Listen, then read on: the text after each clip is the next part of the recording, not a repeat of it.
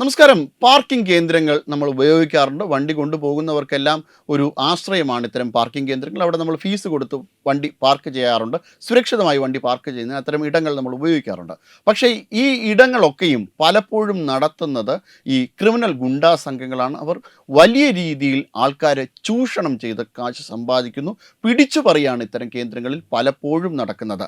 ഇന്നലെ തിരുവനന്തപുരം നഗരത്തിൻ്റെ ഒരു പരിസര പ്രദേശത്ത് ആറ്റുകാലിൽ പൊങ്കാല അർപ്പിക്കാനെത്തിയ ആൾക്കാരിൽ നിന്ന് വളരെ വലിയ രീതിയിലുള്ള തുകയാണ് ഈ പാർക്കിംഗ് ഫീസ് ഇനത്തിൽ ഇവർ വാങ്ങിക്കൂട്ടാൻ ശ്രമിച്ചത്.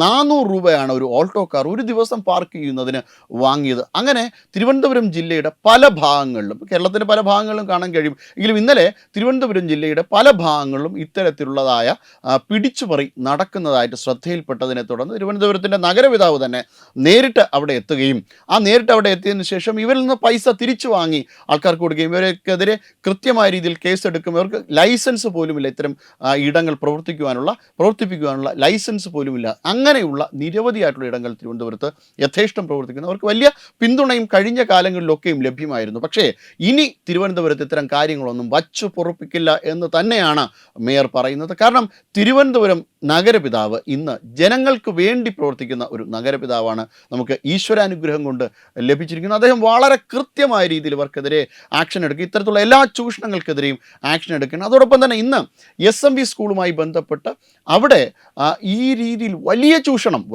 ചൂഷണം ആ പ്രദേശത്ത് വണ്ടി പാർക്ക് ചെയ്യുന്നവർക്ക് വലിയ ഭീമമായ തുകയാണ് പലർക്കും അടിച്ചു കൊടുത്തത്. അവരെ അതിൽ നിന്ന് ഈ രീതിയിൽ ചൂഷണം ചെയ്ത് വാങ്ങിയത് അവിടുത്തെ PTA പ്രസിഡന്റ് കർണനും അതോടൊപ്പം തന്നെ എക്സിക്യൂട്ടീവ് മെമ്പറായിട്ടുള്ള ഹാഷിമുമാണ്. അന്വേഷിച്ചെത്തിയപ്പോൾ ഇവരുടെ കയ്യിൽ നിന്ന് നോട്ടുകെട്ടുകളാണ് കാണാനിടയായത്. അങ്ങനെ ഇവർക്ക് ഈ കൊടുക്കുന്ന ആൾക്കാർ ഇവരുടെ ബില്ലുകൾക്കൊന്നും ഒരു എംബ്ലമോ കോർപ്പറേഷൻ്റെ സർട്ടിഫിക്കറ്റോ കോർപ്പറേഷനുമായി ബന്ധപ്പെട്ട ഒരു കാര്യവുമില്ല. ഇത് വെറുതെ ഇവർ യഥേഷ്ടം ഇത്തരം രീതിയിൽ ഒരു ബില്ല് തയ്യാറാക്കുന്നു, ആ ബില്ല് ആൾക്കാർക്ക് കൊടുക്കുന്നു. ഇങ്ങനെ വലിയ ചൂഷണമാണ് നടക്കുന്നത്. എതിർക്കുന്നവരെ ആക്രമിച്ച് വീഴ്ത്തുന്നു. പലരും കുടുംബവുമായിട്ട് പോകുന്നത് കൊണ്ട് തന്നെ ഇത്തരം കാര്യങ്ങൾ പേടിച്ച് ഇടപെടാൻ വേണ്ടിയിട്ട് മടിക്കുന്നു. കാരണം ഇവർ ഭാവിയിൽ എന്തെങ്കിലും ചെയ്താലോ അല്ലെങ്കിൽ തങ്ങളുടെ കുട്ടികളെയോ തങ്ങളെയോ എന്തെങ്കിലുമൊക്കെ ചെയ്താലോ എന്ന് ഭയന്നുകൊണ്ടാണ് ചിലപ്പോൾ അവർ ചെല്ലുന്നവർ സ്ത്രീകളായിരിക്കാം. ഇങ്ങനെ ഭയന്ന് പിന്മാറുന്ന ഒരു കാര്യമാണ് നമുക്കിപ്പോൾ തിരുവനന്തപുരം ജില്ലയുടെ പല ഭാഗങ്ങളിലും കാണാൻ കഴിയും. കേരളത്തിലെ പല ഭാഗങ്ങളിലും കാണാൻ പറ്റും.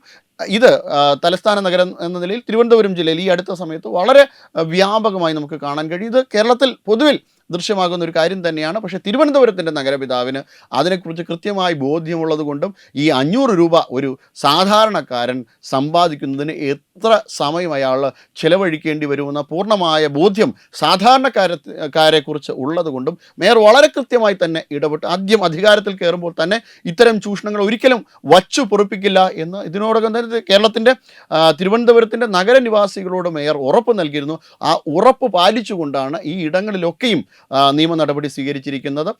PTA പ്രസിഡന്റ് കർണനെയും എക്സിക്യൂട്ടീവ് മെമ്പർ ഹാഷിമിനെയും തമ്പാനൂർ പോലീസ് അറസ്റ്റ് ചെയ്തുകൊണ്ടുപോയി ഇതുമായി ബന്ധപ്പെട്ട കേസുകളുമായിട്ട് മുന്നോട്ട് പോവുകയാണ്. സിഎമ്മിൻ്റെ ഓഫീസിൽ നിന്നൊക്കെ വലിയ സപ്പോർട്ടാണ് ഇവർക്ക് നേരത്തേക്കുള്ള മുൻകാലങ്ങളിൽ ലഭിച്ചിരുന്നത്. ഇവർക്ക് ലോക്കലിയുള്ള ബന്ധങ്ങളുണ്ട്. അങ്ങനെ ആ ബന്ധങ്ങൾ ഉപയോഗിച്ച് കൊണ്ടാണ് അവർ ഇത്തരം കാര്യങ്ങൾ മുൻകാലങ്ങളിൽ ചെയ്തുകൊണ്ട് വന്നിരുന്നത്.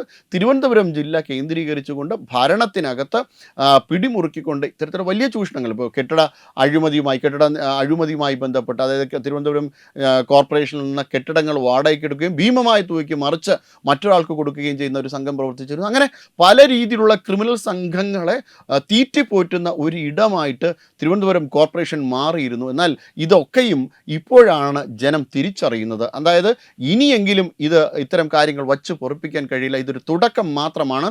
കേരളത്തിലെ എല്ലാ കോർപ്പറേഷനിലും, കേരളത്തിലെ എല്ലാ പഞ്ചായത്തുകളിലും, കേരളത്തിലെ എല്ലാ ഇടങ്ങളിലും ഇത്തരം കാര്യങ്ങളുണ്ടാവണം. സമഗ്രമായ അന്വേഷണം നടക്കണം. പൗരന്മാരെ പിഴിഞ്ഞുകൊണ്ട് അവരെ ചൂഷണം ചെയ്തുകൊണ്ട് ജീവിക്കുന്ന ഇത്തരം ക്രിമിനൽ സംഘങ്ങളെ തീർച്ചയായും അമർച്ച ചെയ്യേണ്ടതുണ്ട്. Web desk Tatvamayi news. Brought you by Kerala AIDS control society.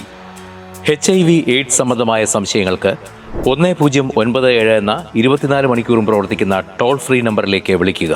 വാട്സാപ്പിലും ഫേസ്ബുക്കിലും ഒക്കെ സ്റ്റാറ്റസ് അപ്ഡേറ്റ് ചെയ്യാറുണ്ടല്ലോ. HIV സ്റ്റാറ്റസോ HIV പിടിപെടാനുള്ള സാഹചര്യങ്ങളിൽ കൂടി അറിഞ്ഞോ അറിയാതെയോ കടന്നു പോയിട്ടുണ്ടാവാം. എന്ത് തന്നെയായാലും മുൻകൂട്ടി പരിശോധിച്ച് HIV സ്റ്റാറ്റസ് അറിയൂ.